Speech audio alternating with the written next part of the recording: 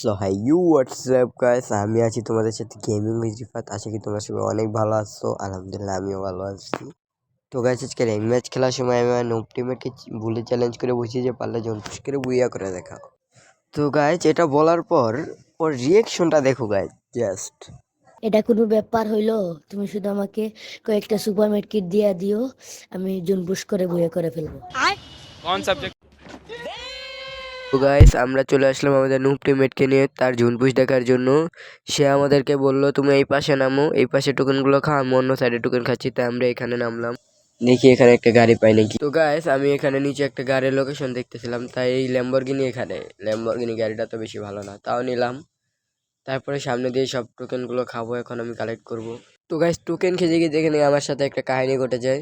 তো তোমরাই দেখো, আমি যখন এই টোকেনটা খেতে নিলাম তখনই আমার পিছে একটা এনিমি, সামনে একটা এনিমি, আমি ওটাকে খেয়াল করিনি। আমি এখান থেকে রিল্যাক্সে টোকেনটা খেয়ে যে গাড়িতে উঠলাম, ওরা আমার উপর কি অত্যাচার শুরু করলো দেখো, 1 সেকেন্ডের ভিতরে আমার গাড়ি নাই। তারপর আমার টিমমেট তো বলতেছে ভাই তোমার কাছে অনেক টোকেন, তুমি মরো না মরো না। তা আমি কি করবো গাইজ বলো, এখানে কি বাঁচার কোনো উপায় আছে? একটা নর্মাল মেডি মেরে তাও একটা হেড মারছিলাম, আবার পিছন থেকে আরেকটা মারে, বলো আর কি কিছু করার আছে এখানে? তারপর আমরা চলে আসলাম আমাদের নুব টিমমেটের স্পেক্টিং এ। তারপর আমরা তাকে বলতেছিলাম যে আমাদেরকে রিভাইভ দিয়ে দাও। তারপরে সে যাচ্ছে রিভাইভ দিতে। A few moments later. তো গাইস মাঝখানে অনেক ইতিহাস পাতিহাস ঘটে গেল। তারপর আমাদের নুব টিমমেট আমাদেরকে রিভাইভ দিয়ে দিল। তারপর আমরা ল্যান্ডিং করার জন্য প্লেস খুঁজতেছিলাম, তারপর দেখি যে মার্সেল একটা গাড়ি। তারপর আস্তে আস্তে গাড়িটার উপর ল্যান্ডিং করবো গাইস। তো গাইস গাড়িটার কাছে ল্যান্ডিং করার পর গাড়িটা নিয়ে আমরা টোকেন খেতে বের হয়ে পড়ি। A few moments later. তো গাইস তারপর অনেকগুলো টোকেন কালেক্ট করার পর আমাদের কাছে 6300 টোকেন হয়ে গেছিল। তারপর আমরা লঞ্চ প্যাড মেরে আমাদের গাড়ির কাছে চলে আসলাম গাইস। তারপর আমাদের এখানে হিলের একটা নামটা বলতে পারলাম না গাইস। তারপর আমরা এখান থেকে ইপি আর এইচপি বাড়িয়ে নিলাম। তারপর আমরা এইচপিটা ফুল করে ইপিটা ফুল করে আমরা এখন গাড়ির কাছে যাবো গাইস। তারপর গাড়িটা নিয়ে আমরা জুনে ঢুকবো গাইস।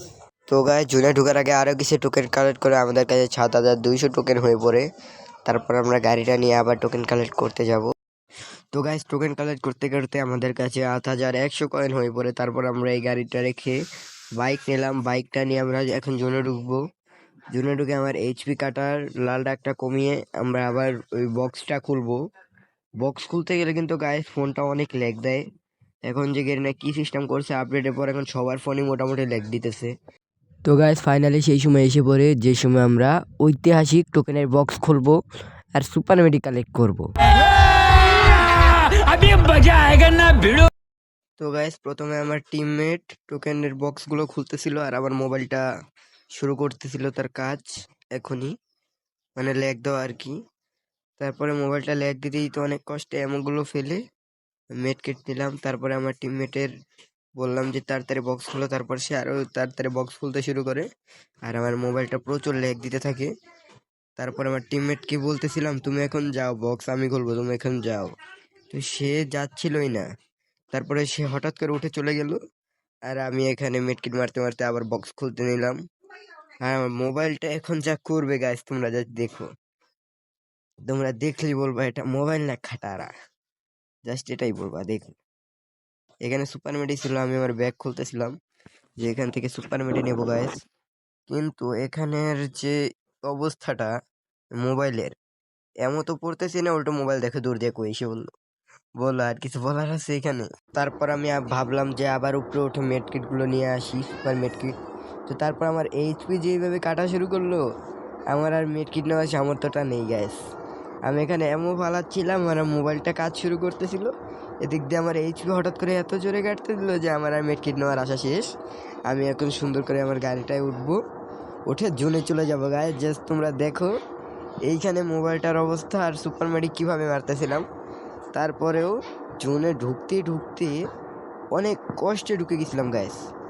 আমার সুপার মেডি সব শেষ, সেই পর্যন্ত ঢুকছিলাম। যদি এই পাথরের সাথে বাইরেটা খেতাম তাহলে কিন্তু আমি আর জোনে ঢুকতে পারতাম না। তো যাই হোক ঢুকে গেলাম জোনে।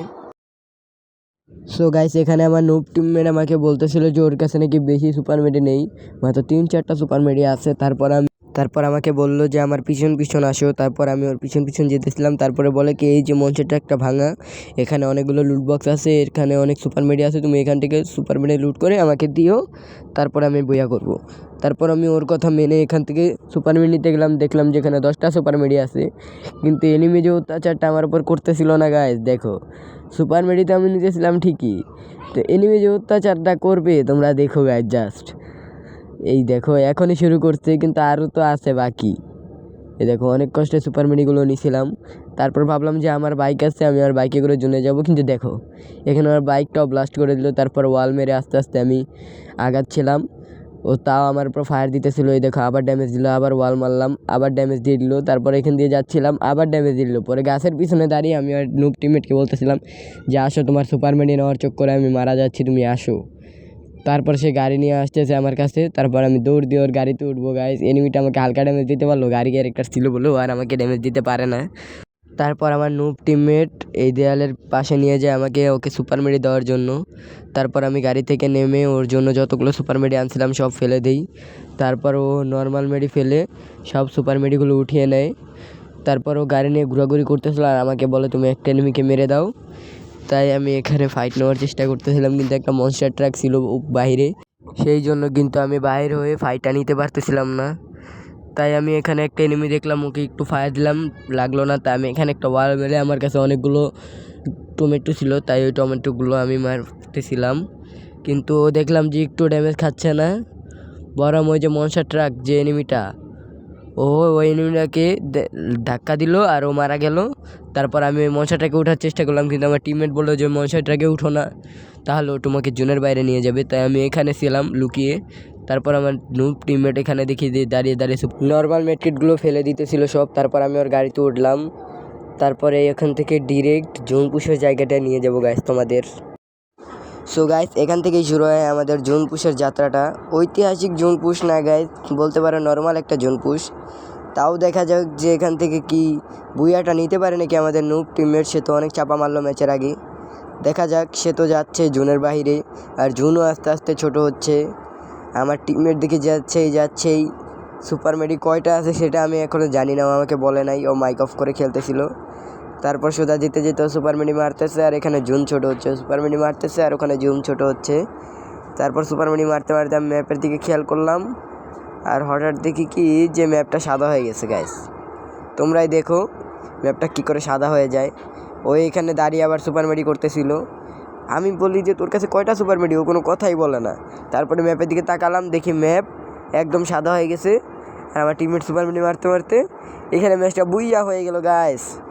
তো গাইস আশা করি ভিডিওটা তোমাদের সবার ভালো লেগেছে। যদি তোমাদের ভিডিওটা ভালো লেগে থাকে তাহলে লাইক শেয়ার সাবস্ক্রাইব করতে ভুলো না গাইস। আর যদি এরকম আরও ভিডিও পেতে চাও তাহলে কমেন্টে বলে যেও গাইস। তো আল্লাহ হাফেজ গাইস, দেখা হচ্ছে নেক্সট ভিডিওতে। তো ততক্ষণ ভালো থেকো, আল্লাহ হাফেজ।